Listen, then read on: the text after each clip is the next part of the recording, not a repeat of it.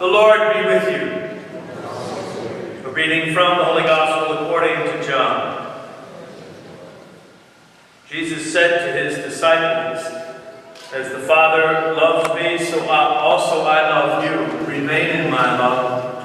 If you keep my commandments, you will remain in my love, just as I have kept my Father's commandments and remain in his love.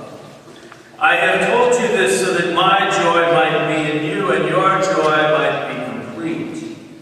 This is my commandment, love one another as I love you." The Gospel of the Lord.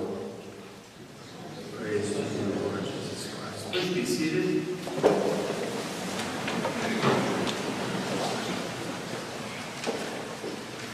So all the planning and all of the conversations and all of the purchases, and it's all done. It's all done. It's just getting those rings out and putting them on your fingers. And we're almost there. We're almost there. But I think it's helpful to remember why we're here. We're here because this is, you are a great gift to each other. Katie, Patrick, you're a great gift to each other. You're a great gift to your family and to your friends.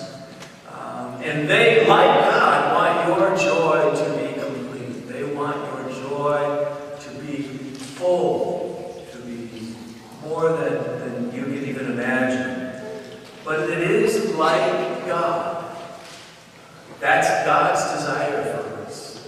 John's Gospel tells us very well that my joy may be in you and your joy may be complete. These readings that you've chosen, we hear of God's love.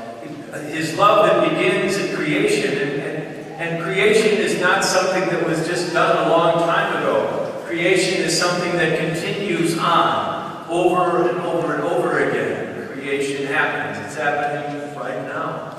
New life is being created. Not necessarily in the sense of stars or planets, perhaps not even life, but life is being created.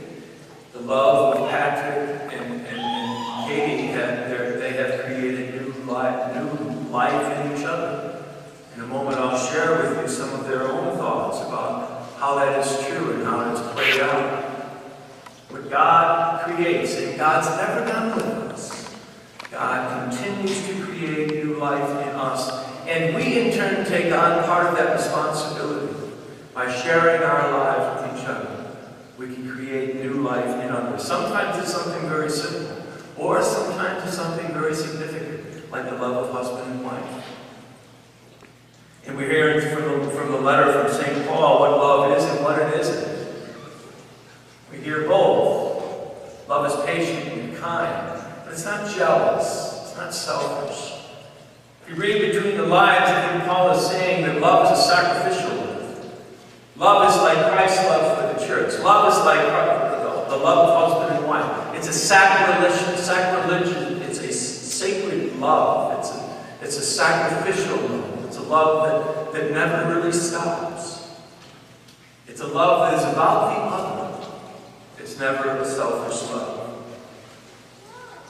I asked Patrick and Katie to share with us some of their own thoughts, and I asked them to reflect on a question. In Katie's case, how does Pat make her feel about who she is? And I think you'll hear some of these themes about new life, about a love that is endless, about a love that is sacrificial. Katie writes, "Patrick makes me feel secure in our relationship and with myself. He makes me want to be a better person. He makes me love more than I ever knew I could. He makes me laugh and smile every single day. He makes me appreciate what we have and not what we don't. He makes me thankful for each day." Patrick is one of the only people who can calm my nerves when I'm feeling anxious. How's he doing right now? Okay. Fail. He melts my heart when he's playing with our nieces and nephews. His devotion to his family and mine makes me feel like the luckiest girl in the world. I know without to be my life partner, best friend, and love of my life. There's a sacrificial love there. There is a lifelong love that we hear there. There is a joy there that God absolutely delights in. God delights in the fact that we are able to love. God delights in this relationship before us. Patrick writes, if I only had to use a couple of words to describe how Katie makes me feel, I would say obviously love, but also comfortable. Comfortable in knowing that she will always be there for me when I need her and when I don't need her. Comfortable in knowing she will be a great mother. Comfortable in knowing she will always love me.